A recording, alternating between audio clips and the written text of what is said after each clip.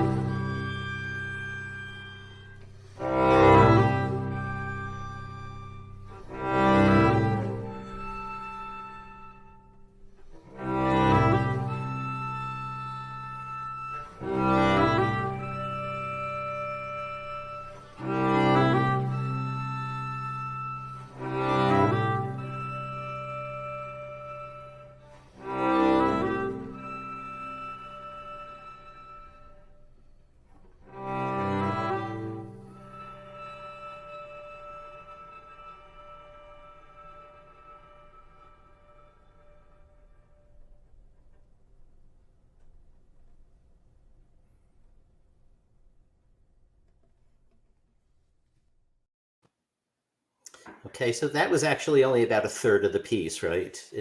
That's right. The last third, yeah. Yeah. Do you want to explain the title? Sure. It's a quote from the book of Daniel, so describing the brightness of what they called the firmament, this notion of the supposed sphere that used to be believed to encompass the heavens above us, and we saw holes in them, what we now consider stars, of course. Consider. We think they're stars. We're not sure. But I wrote it actually after the birth of my second daughter, and was thinking about her and this notion of brightness and how it resonated within a family after spending the year with her. So it was really dedicated both to this duo who are very close to me as well, and I think actually that type of relationship speaks to what for me is really important as a composer, is finding performers who really make your music their own, and having the types of relationships with musicians that you expect to have with people, and having those relationships with them as people, as well as simply a composer and performers. And that's really been the basis of a lot of my decisions that I've made as a composer, and even the institutions that I've built over the years, is trying to create spaces for those types of relationships to be built and to thrive. Mm-hmm. So I've noticed that, I mean, this might not be particularly important, but you never call something, duo for viola and cello, or your string quartet is called Four on the Floor. You use actual descriptive titles rather than the traditional, uh, you know, generic titles that run all through the 19th century and before and since. Is there any philosophical reason behind that? Do you think that it's just more communicative? Yeah, I think most composers now pretty Mhm. rarely use those types of old-fashioned titles, which isn't to say you wouldn't from time to time, but if you do, it's a pretty self-conscious statement about the history that you're stepping into, and Mhm. that gets to a question of um, how composers, I think, now see themselves in terms of history. And going back to Kyle's quote, I think there's much less attention within the composition community now about the relationship that we have with classical music as a single capital H history that we're all a part of principally, and then everything else is this kind of feeder system that feeds into the main line of history, which is classical music. That's a really old way of thinking about things, and I don't think it represents how most composers, certainly of my generation and definitely younger, think about the relationship to the tradition. And it's a big shift from even what I think was prevalent when I was coming up as a composer, where Mhm. things were still very much talked about that way. And so if you're thinking about music that way, in terms of being part of the classical tradition first and foremost, then it makes sense to write titles that step into that tradition and dialogue specifically with the composers from the past. And while I am certainly somebody who has not only tremendous respect, but have found, the history of classical music is to be a deep wellspring of important music for me as a person, as a listener, and a composer. It's not anything where I would call, the most important music or something like that, which I find like not only a preposterous but a deeply offensive way of thinking about any type of music, and one that carries all the colonialist and uh, racist problems that we're dealing with in our society. And so you have respect for the tradition, but you don't put it on that type of pedestal. And I think that type of titling, you have to be really careful about what you're doing if you're using that type of title, because you're essentially saying, I'm stepping into that conversation. And if I were to use a title like that, which I have on occasion, I'm doing so in a very specific way. I'm saying I'm talking to these specific pieces that come from this particular tradition. Okay. Okay.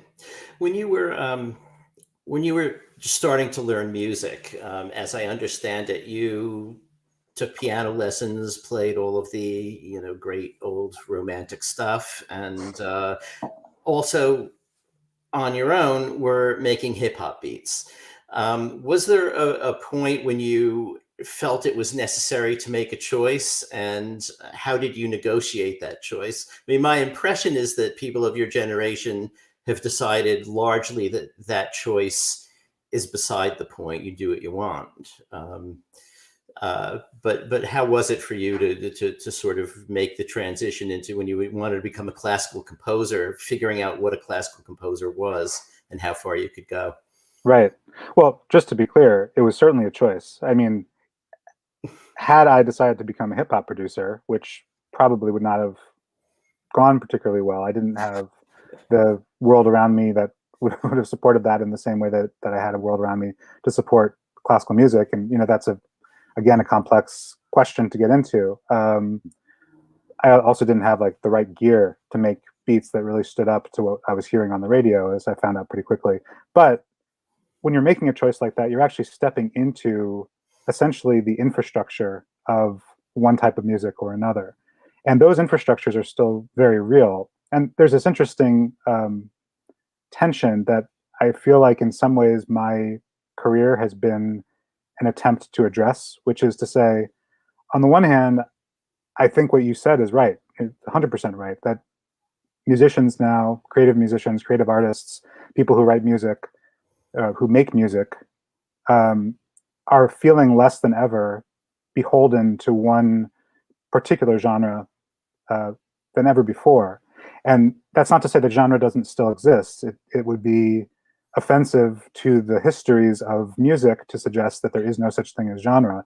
Obviously, scenes coalesce around all types of forms and styles and histories, and those have great meaning and importance to all of us.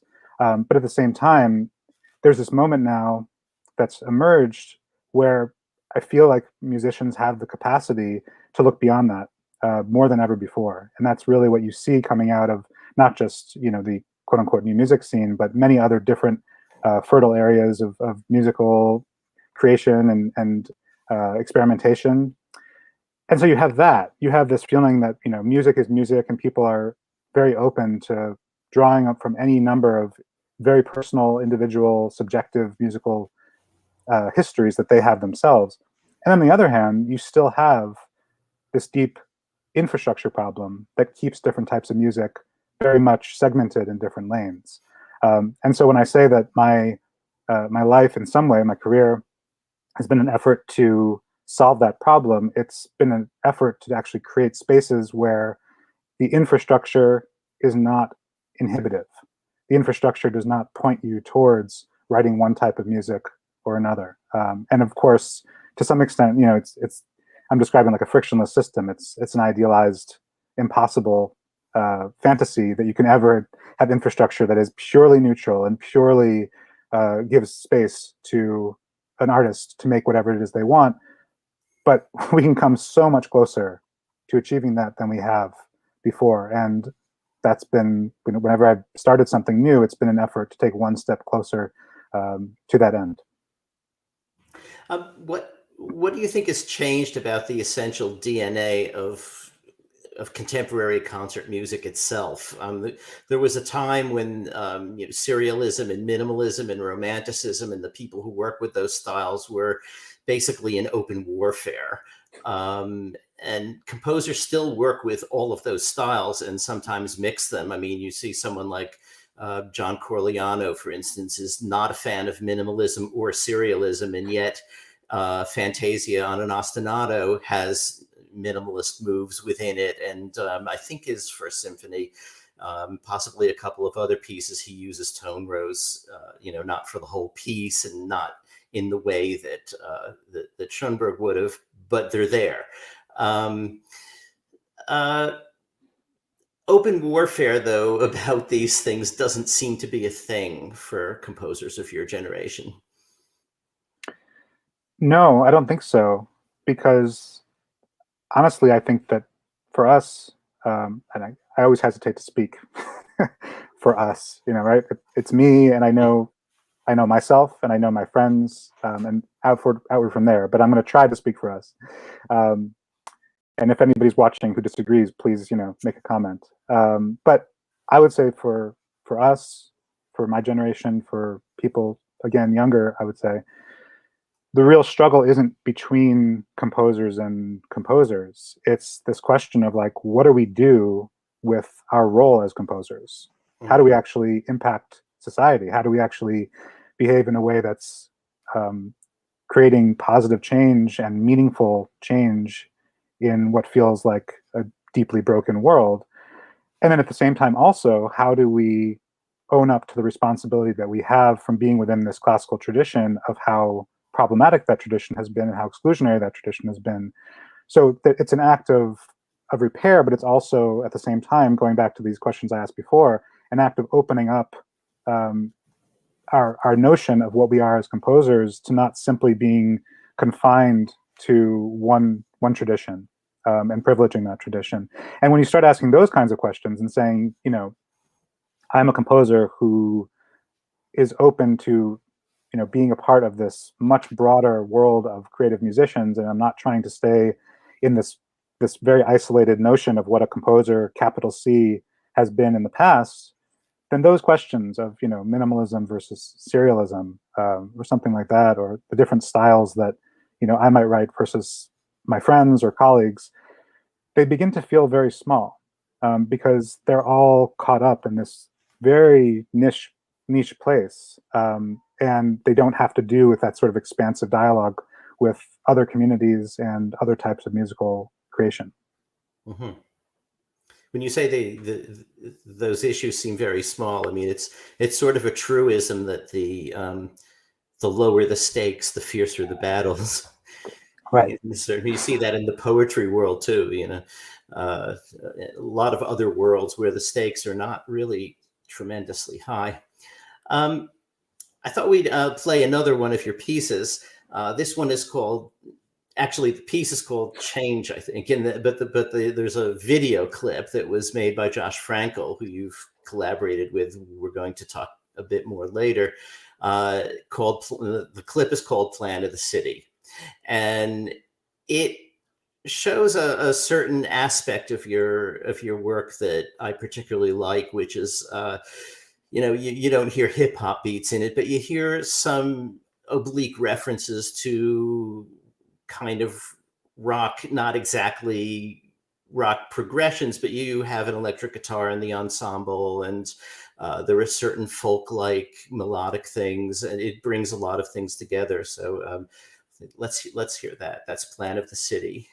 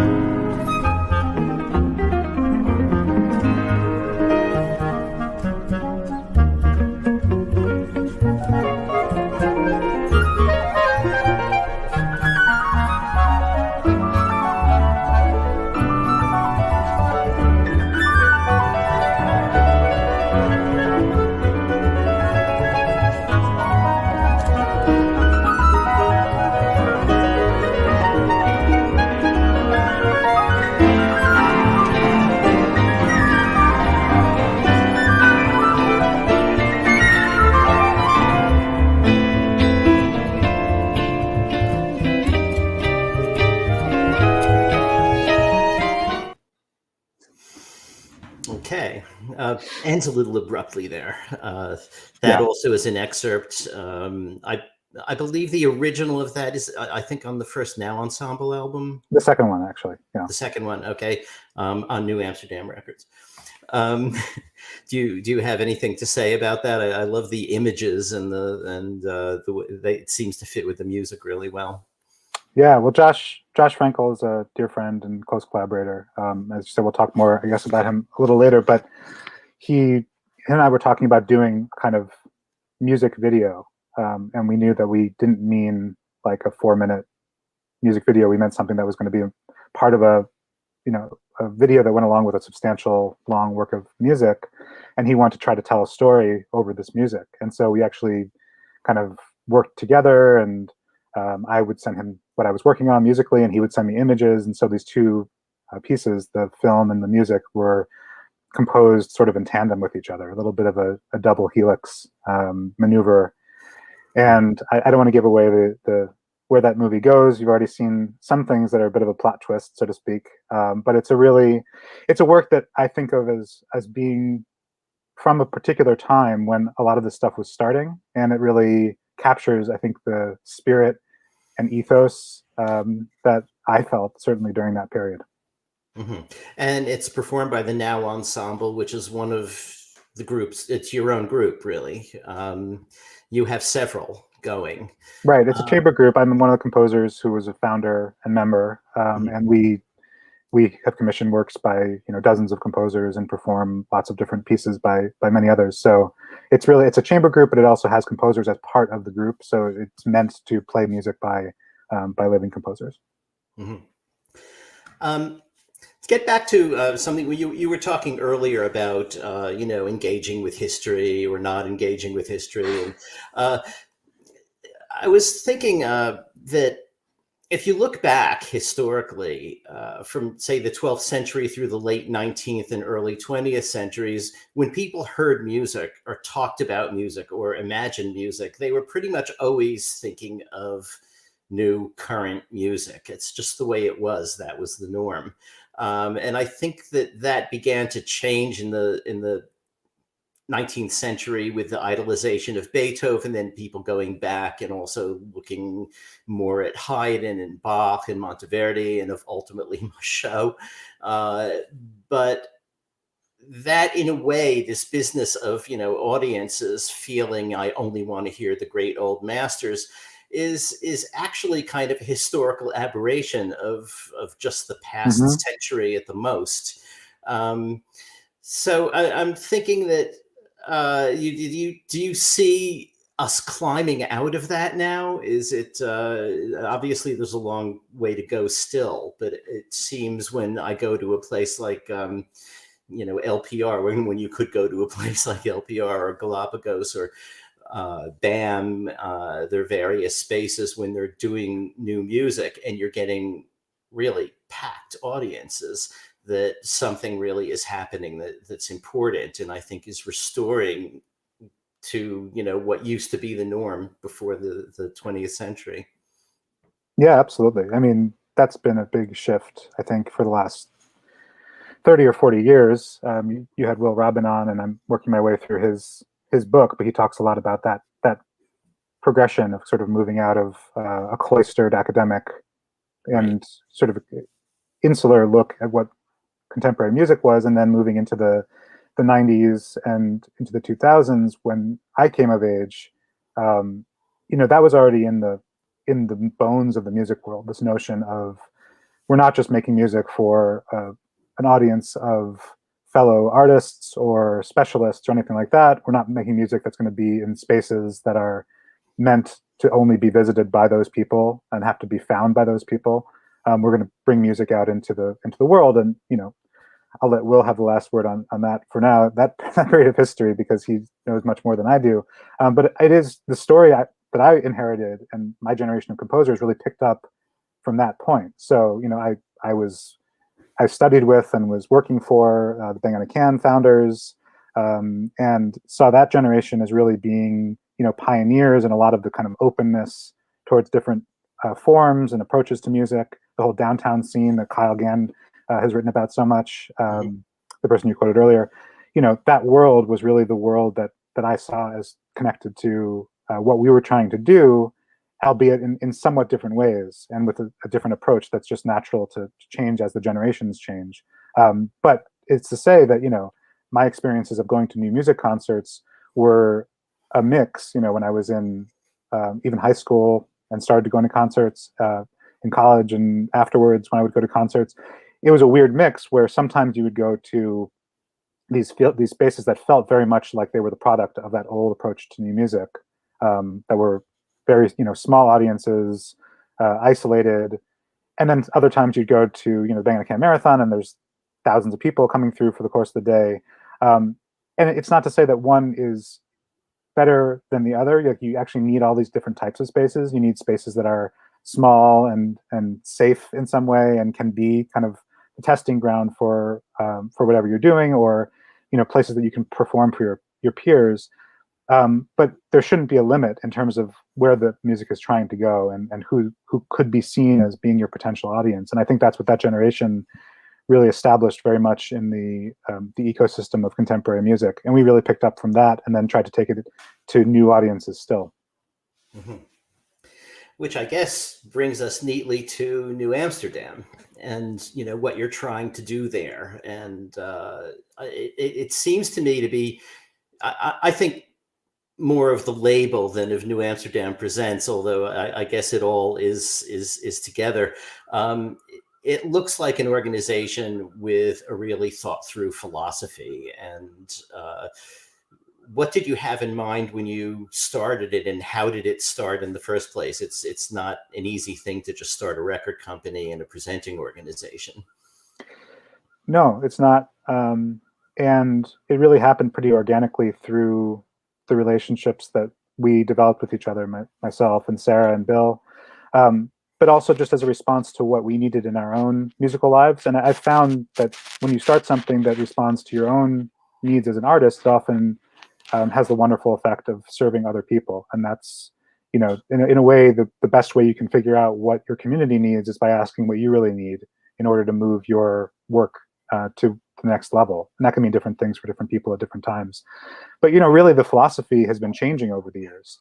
When we started, a lot of it was actually about sort of picking up on this point we were just making. The next notion of how do you engage a broader audience and start to have contemporary music that's coming out of the classical tradition be heard in the same spaces as other musics that have a lot in common with it, but are coming from different traditions. And part of that for us was simply making recordings and supporting the recording process in ways that the sound itself of those recordings could be much more easily in dialogue with the recordings that we were hearing from other types of music. And what I mean by that is simply, when most things are recorded, most types of music are recorded, they're recorded with many different microphones. There's a lot of attention to which microphones you use, which types of signal processing you do. There's things you can do. I'm speaking now for kind of a lay audience, so I'm not going to get into the technical aspects of it, but there's things you can do to kind of bring the sound closer to the ear as a sort of perceptive result when you're listening to the recording, in the way that you would have just heard in that piece change. And when we started the label, we were thinking we wanted these recordings to be able to be heard in a mix with other types of music and not suddenly drop out the way that a lot of contemporary music or classical music would, when you would hear your friend makes you a mixtape and then suddenly it goes to the classical piece and you have to keep futzing with the dials, you have to raise it up, and then it's way too loud when you go to the next thing. These seem like really kind of banal points, but they actually speak a lot to what we were trying to accomplish with the recordings in the first place. Trying to be at the table with other types of music that we appreciated as listeners, and not be in this sequestered world of music for classical music fans alone. And we actually would get, these nasty notes that we online about how our music was too compressed and too loud in places, and why couldn't it sound more like the concert hall experience. And it's just a different approach and a different philosophy, but it has to do again with trying to engage listeners with music wherever they are, and not asking them to come to your specialized space and have the experience that's pristine and perfect for you as the creator. It's more about having a dialogue between you as the creator and them as the listener. Okay. It's also changed, I think, over the years in terms of what kinds of things you sign or put out. In the very beginning, there was, the Now Ensemble and It's Not You, It's Me, and a lot of pretty much everything in it is what you had been called at the time, dare I say, indie classical, which was a term that I thought was pretty useful. It kind of said it. It was classical, but it was sort of with an attitude in the way that indie rock is, compared with rock. But now, you look at a lot of things, and if you want to create, terms for what things are, there are a number of things that strike me as pretty much jazz albums. A number of things that are, veering towards world music. And it all sort of is in one large, you don't distinguish between them, and the only other label I can think of like that is None Such. You can have Wilco and Joni Mitchell on one hand and Elliott Carter on the other hand, and it's all the same label. There's no special series for anything. How did the evolution of what you're putting out develop? Right. Well, I mean, at the beginning, it was largely people that we directly knew, and we very much saw it as a reflection of what was happening in New York at that time. And it was a really exciting time. I mean, that was when a lot of there was still this overlap between some of the older venues. Tonic was still around right before this, and then it closed. But the Knitting Factory was there, and Joe's Pub, and LPR was just opening, and Galapagos was moving and doing things in both places. The Stone had opened, so there was a lot of activity around these venues and a lot of new stuff being made. And it felt like a time also when there was a real dialogue starting to happen between kind of interesting, more expansive sounding music from the rock scene, from hip hop world, from electronic music, stuff that was not, it felt to me at the time, I remember, stuff that was not trying to be beholden specifically to the genre and fit in with the infrastructure of those particular genres, but really wanted to move beyond that and was facing the same kind of struggles in their own worlds that we were as composers in our classical world. And so something started to happen where there were dialogues happening between artists from those different spaces who would work together and collaborate on projects.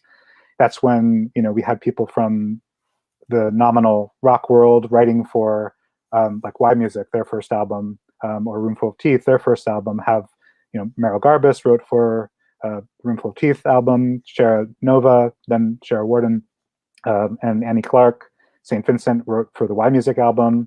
And then at the same time, Shara was singing on Sarah Kirkland Snyder's Penelope. And there was this real overlap happening between these different scenes that felt very natural. I mean, it's hard to describe. It didn't feel like, this reach. It just felt like the natural evolution of what was happening, because all these different musics were things that were interesting to all these different people very authentically, very truly. And it was a time when people were really, really looking to move beyond their own personal borders. And I think New Amsterdam was a part of that, in addition to serving the function that you're describing of sort of being a home for all these different types of music. I mean, Nadia Sirota's solo viola album and Darcy James Argue's big band album came out, I think, the same year. And once you put out a solo viola album and a big band album, they both get, some good recognition. You've pretty much set the terms fairly widely in terms of what's going to be possible on that label. And I'd like to think that we've continued that spirit for the last 12 years. Okay.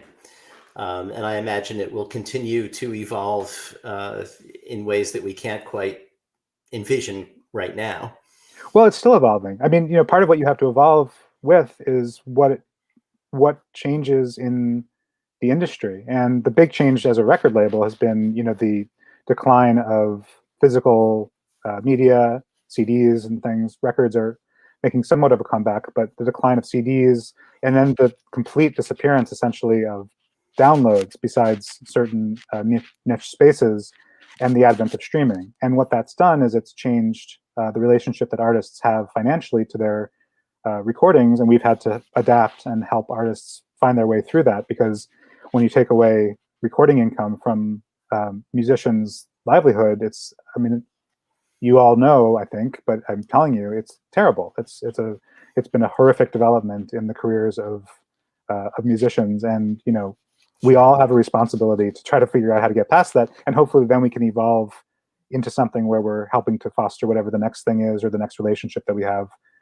with streaming. But that's just one example of how the infrastructure of music actually just constantly is shifting and changing, and we've tried to be responsive to that, and taken on, I think, more of a role of not being simply a record label, but also just being what we think of as a service organization, where we're trying to help artists build their careers in all the different ways that they can, because you have to do that now. You can't just simply put out a record and expect to be have a career from that. You have to really be careful and considerate and think about each step as a piece of building your reputation and trying to build it in a way that supports the projects that you actually want to do as an artist. Okay.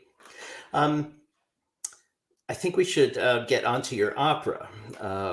We talked a bit earlier about your relationship with traditional formats and styles, and even when I mentioned the string quartet 4 on the floor, it's still not a sonata opening movement, an adagio, and a scherzo, and a presto. It's a single movement that is all contained. And with a title.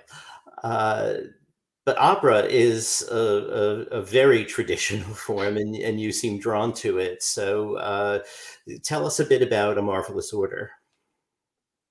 Sure. A Marvelous Order is an opera about Jane Jacobs and Robert Moses. Mm-hmm. And Jane Jacobs, the self-taught urban theorist who upended notions of how we talk about cities and describe cities. Mm-hmm. And then Robert Moses probably needs no introduction to this audience, but the great city builder and city destroyer at once in over 40 years in the early to mid 20th century, and their conflict over first Washington Square Park, when Moses wanted to extend Fifth Avenue through that, and then his plan to build the Lower Manhattan Expressway and destroy vast swaths of Lower Manhattan in the process. Mm-hmm. And the opera was written with myself and Joshua Frankel, whose work you saw before, and then also Tracy K. Smith, the former U.S. Poet Laureate, though we've been working on this piece now for so long that at the time she was not yet the U.S. Poet Laureate. And we've built this opera really as, you say that opera is a traditional term, of course, but we've tried to change the terms of opera by, first of all, building the story between the three of us, and have it be something where we're all working on, we worked on the concept from the ground up, with it being all three of us having equal footing and not simply a product of a composer's vision or composer and librettist, but Josh as well. Mm. And then also Josh has built the set through his animation and these blocks that project or have his animation actually built into them through LEDs, as well as rear projection in the more traditional format. And so the set is made up of animation, and it's made up of these blocks that people on the stage, the characters, can actually manipulate themselves as the course of the opera goes on. And we built this opera without any opera company attached to it, as really a project that was from ourselves, built in our own way with our own vision, because we didn't want to be inhibited by that history of opera and how that history of opera actually manifests itself now, which is to say through opera companies, which at this point, now in 2021, I think are finally starting to realize what that history has been, and also are starting to take on new work that isn't completely beholden to the tradition of opera. But when we began that process of writing the piece, it really wasn't that way.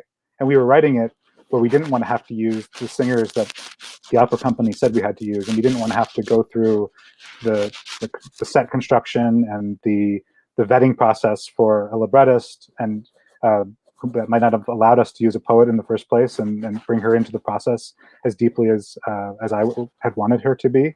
There were all these things that felt like they were barriers to making the opera in our own vision, that we just didn't want to avoid completely. And so we've built it up our own way, and we're finally now in 2021, 9 years later, ready to premiere it, hopefully, assuming the world is back on track, this November at the Eisenhower Auditorium at Penn State. Okay.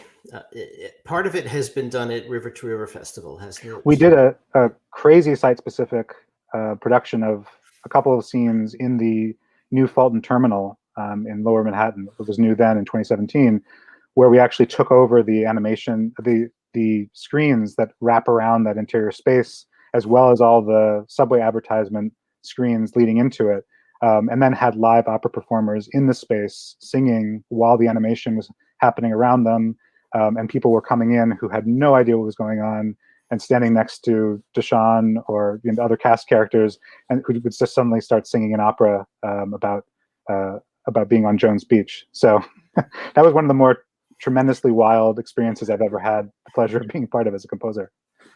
So we're going to see a brief excerpt from it. Why don't you set up the scene that we're going to see? Sure. This is towards the start of Act 2. We go back in time to watch Moses discover Jones Beach and then turn it into, from this sort of barren, undiscovered piece of land into Jones Beach, the park that we know now. And then we go through history and watch as he increases his activities and builds more and more and more feverishly as time goes on, and darkens his vision to not be the idealist that he was as a young man. And then we come to the present, where he's now flying in a plane over Manhattan in a sort of living metaphor, talking to one of his proteges about his plans. Okay, so hit it.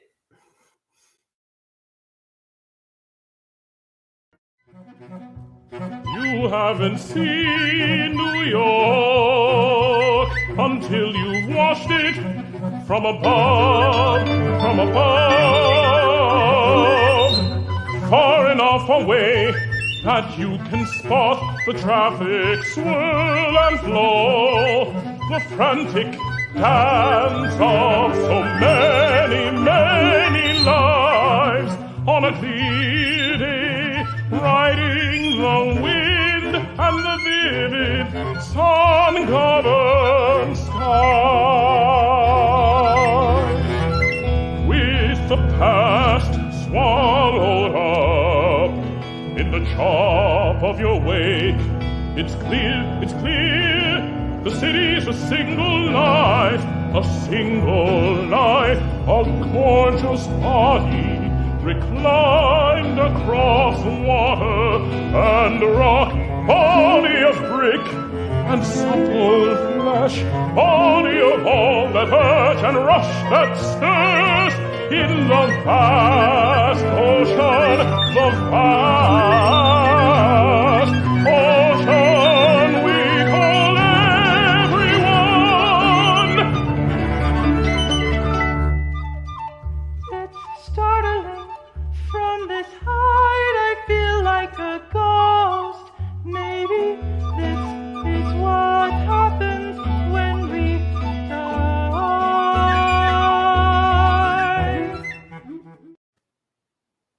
Great. Okay. I've noticed listening to a bunch of your pieces, you seem to really like the flute a lot. Yeah, that's Alex Sopp, who's the flutist you saw earlier in the video. I think I've written probably about 3 hours of music for her. She's in Now Ensemble and Y Music. I wrote her a concerto, but I do like the flute in general, yes. Yeah. And that was, I should just credit that properly, that was Deshawn Burton as Robert Moses and Tomas Cruz as his protege, Now Ensemble, and David Bloom conducting. Okay.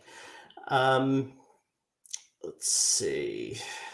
We have a couple of questions from listeners. Maybe we'll look at those. Dave Lake says, could you talk more about your search for meaningfulness in the music you write, and what do you mean by meaningfulness? That's a very deep question. I mean, meaning can only come from something that's meaningful to you, right? I mean, I get young composers asking often, like, do you write for yourself or do you write for an audience, or these kinds of old questions that are sort of impossible on some level meaningful and on some level meaningless sort of thought exercises. And in this case, I feel like, this question reveals that really you can only answer it by saying you're writing for yourself to find your music meaningful. And in so doing, you hope that other people will find it meaningful as well. And that's sort of the burden of being an artist. And I often ask myself, is it even ethical to be an artist when there's so many other things that one needs to do in society to repair our world? And I feel like if the answer is I'm making something that's meaningful to myself and I'm making something that's meaningful to other people, then there is a deep value that's sort of irreplaceable in actually achieving that end. And so, it's something I don't think about every day, but in some ways it's all I think about is whether a work is meaningful to me as I'm writing it in such a way that it will potentially have value to the world around us. You want things to address the real world in the way your Robert Moses opera does. Well, sure. I mean, and that's a certain type of work where it's addressing particular issues and questions, and that work deals with so many pressing questions of our time. I mean, it's about a group of people who stand up to an authoritarian government and a particular authoritarian person. It sounds very familiar to us right now in our recent history, but it asks questions that are also challenging the nature of that resistance.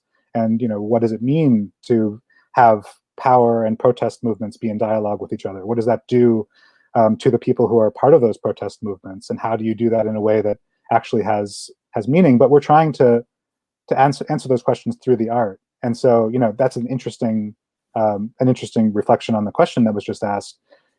In a way, when you're writing an opera that's topical or you're writing a piece that's topical, you're not going to do the same type of work. Your work is not going to have the same kind of meaning as if you were writing a book about that topic or if you were making a documentary about that topic. The meaning and the value that your art can have as a composer, in this case, when you're addressing that type of topic, is really in bringing your artistry to bear on a way that reflects a new vision of what that topic is and the questions that are posed by it. And so in this case, opera is really an avenue for empathy. And traditionally it has been too, right? Like you think of the soprano coming forward to the front of the stage and time sort of stops on stage when that's happening because you're looking into this interior world of the psychodrama that's happening behind the character's actions. But if you do that now and you do that to characters who are fairly recent in history, then you're entering into this space where you're not making a version of Jane Jacobs that is definitively Jane Jacobs. You're making a version of Jane Jacobs that's the opera's version of Jane Jacobs. But through that subjectivity, through telling the story in a way that makes sense to Tracy, to me, and to Josh, we're telling it in a way that can have different type of meaning to an audience because it becomes relatable on a different sort of human level through that transformation from something that's a sort of historical archetype, this figure who's larger than life on the historical page, suddenly becomes an actual human who's in front of you, and their interior self is opened in a way that's fictional, but in a way that's also true to their character and what they've meant in their life and how we interpret it. So, that's a different type of meaning than something like Kazuo Harakiya, because there it's more abstract. It's more about this idea, the vision, the brightness, and it's about the notes on the page and how Ayana and Paul interpret them. But that's a different meaning that also has to do with subjectivity. It has to do with me saying, these notes are meaningful to me. I hope that they're important to Ayana and Paul, and I hope that they can convey that to you as a listener in a way that makes them meaningful to you. And that feels about all I can do as a composer.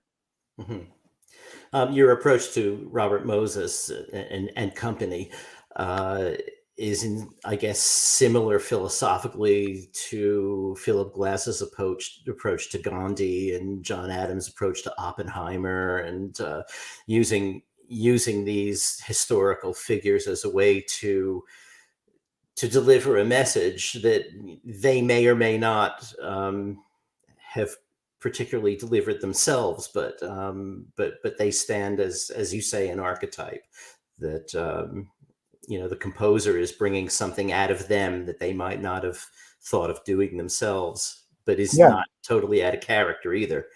Right. The best of those works, of those sort of historical interrogations, I think, are very much the artist's version of that character. I mean, the most extreme version being Einstein on the beach, where Right. it's just this very abstracted notion of Einstein or a beach, for that matter.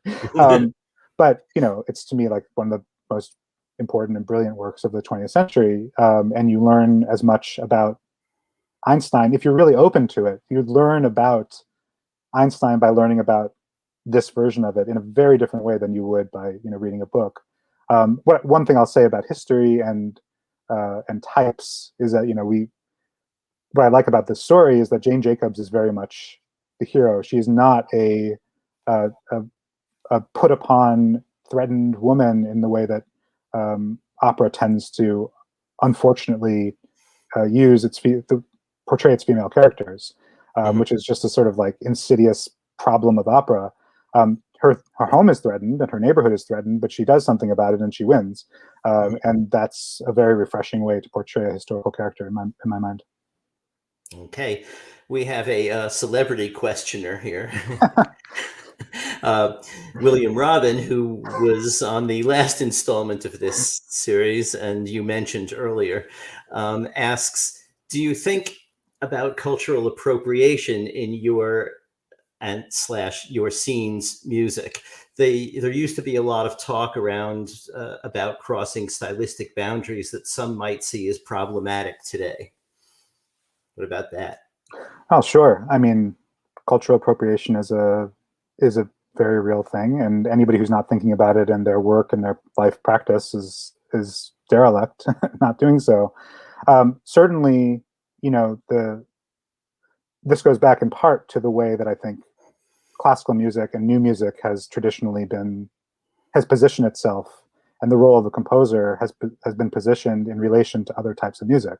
So if you say I'm the composer and I'm, borrowing from and drawing from and taking all these different musics and then using them to serve my role as a composer of classical music, then very clearly, like, you are appropriating in that move, and you can often tell when that is the actual power dynamic that's at play in the history of classical music. Which isn't to say that there aren't works that have been made from there that are, in many ways brilliant, but it's the traditional way of composers utilizing music from other cultures, and that's not really what I think history is about right now for contemporary music. It's really about stepping back and trying to assess what it would mean for classical music to not put itself on that pedestal and then subsume other things into itself and treat them as secondary objects that are there to serve the whim of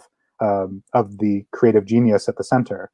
Instead, it's really about trying to be humble about your role as a composer and be present and active and make the music, but also say, I'm part of this process, but I'm not the entirety of the process. I'm not trying to elevate myself to be the end of the story. And when you ask that question of yourself and your role as a composer, and you ask that question of history, you wind up in situations that are obviously very difficult. Like, how do you use other music respectfully?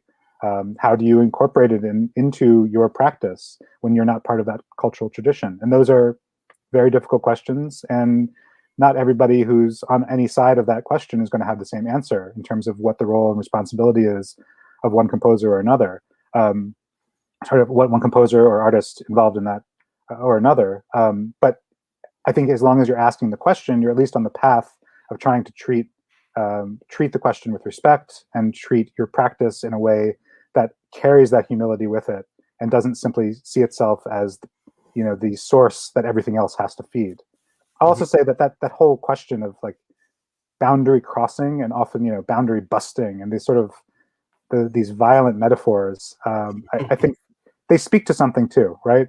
This notion of like this aggressive trajectory that what music is meant to do is plow forward into the new territory. It all winds up just feeling extremely manifest destiny and extremely representative of that type of approach to inquisition and inquiry. And so I don't think that that's what people are doing now, which isn't to say that there won't be missteps and there won't be problematic moments where people use work in ways that are really not appropriate, and are appropriative, in fact.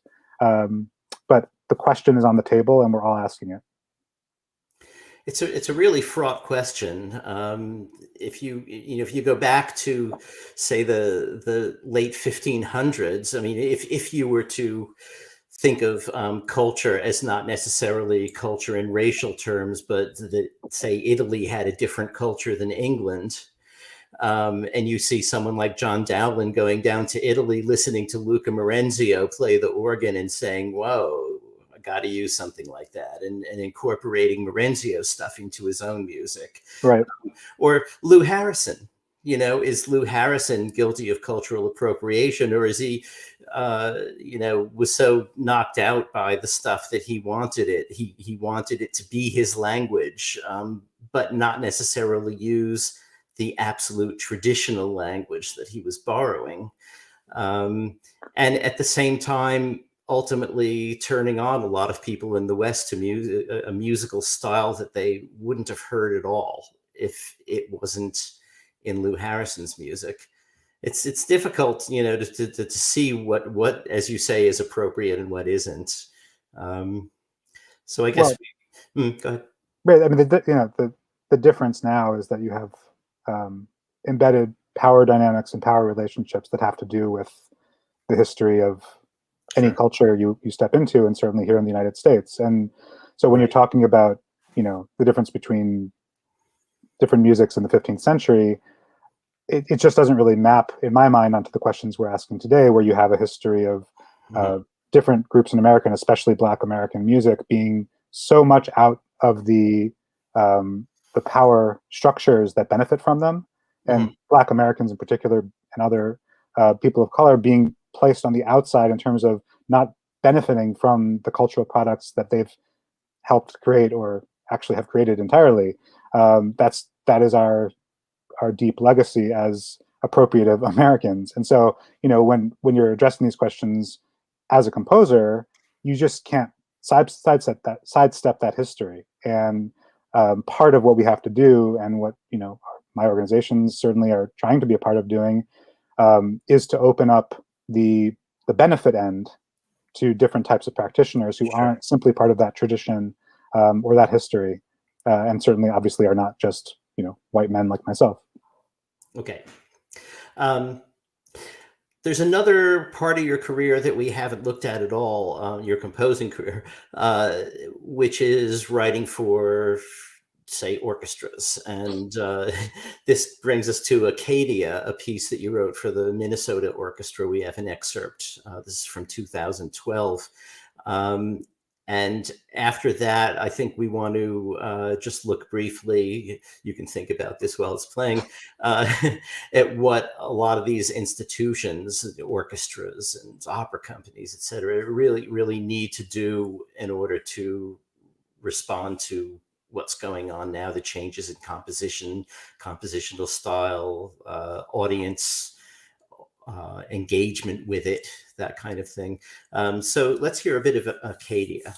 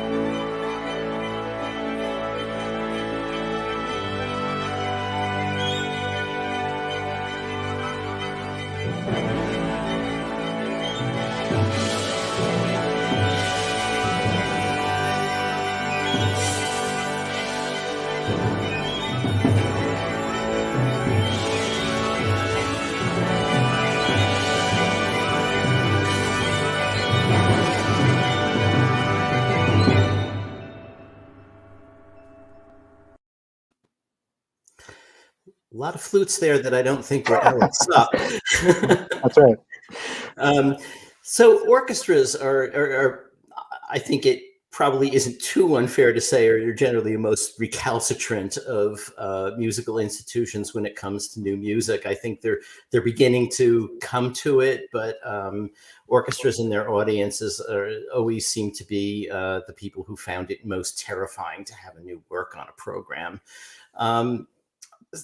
So how do you approach that, and how do you think that institutions like that can change towards maybe a situation where a composer will get more than 10 minutes on a program every 6 months?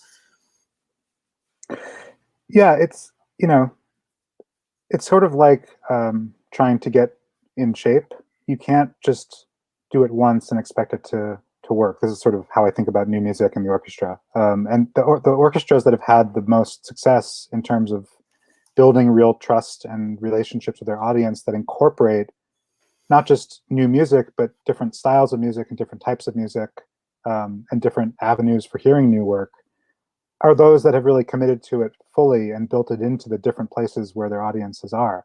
And you can't, in a way, you can't go halfway. I've been part of a number of efforts by orchestras over the years to try, you know, some new initiative that will bring new audiences into the concert hall.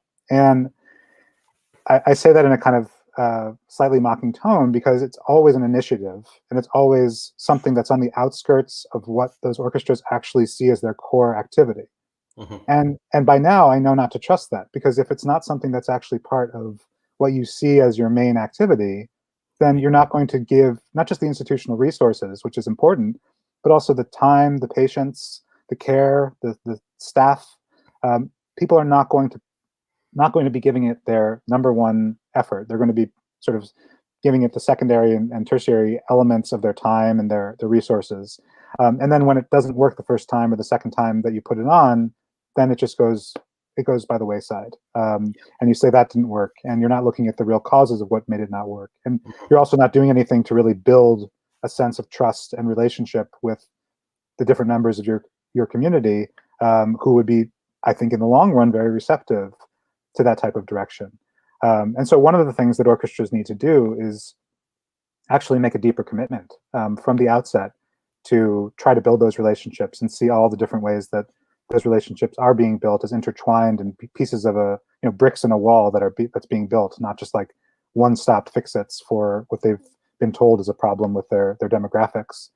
And then, the other thing is to stop treating outreach and core programming as two different things. This whole notion of kind of outreach and trying to target different demographics, whether you're talking about kind of young people coming into the orchestra hall, or you're talking about trying to get people who are not white people to come to the orchestra, and especially not older white people to come to the orchestra. These are always peripheral activities, and they're always treated as secondary elements of what an orchestra is. I would also add to that, the sort of supportive concerts that orchestras tend to have, where they'll sponsor, some chamber ensemble having a performance that's associated with the mainline orchestra event. Everything is always on the outskirts and at the periphery. And there's so many different problems with this. I mean, some of them are actually, offensive problems to me, like the notion that there's a type of person who is your real audience that comes to the orchestra. As long as you think that way, you're never actually going to be an organization that serves your community in a really deep and substantive way. But then there's also just the simple fallacy that this is going to lead to real change in your organizational identity. As long as you have a bifurcation between the programming that happens that you consider normal, and then everything else as a sort of weird feeder system, you'll never actually achieve the ends that you at least supposedly want. So that would be my my orchestral medicine that I think they do well to take. And also, part of that is being a good community steward. And my feeling about the orchestra is that orchestras should stop seeing themselves as simply like a body of musicians who replicate work from throughout history, but also as the centerpieces of not just a musical scene, but an arts philanthropy scene. I mean, we have to be honest about what orchestras, what opera companies, what museums and other large cultural institutions represent in their communities, which is a centralizing and in many cases a hoarding of large funders and donors and corporate funding and all this stuff. And if you're not acting as an organization that takes those resources and helps to build up the less privileged, especially in many different ways, organizations and communities that surround you, then you're really not doing your job as a cultural institution, as a cultural leader. And so I'd like to see orchestras and other large institutions see themselves as really, not just isolated institutions, but centerpieces of a much broader arts community that extends beyond classical arts, that gets into communities that they don't normally think of as themselves as being part of. Okay. I think we could discuss this stuff for another several hours, but we are out of time. And thank you so much for coming and sharing your thoughts and your music. And everyone out there, thanks for tuning in, and stay safe and have a good night. Thank you, Allan. Appreciate it.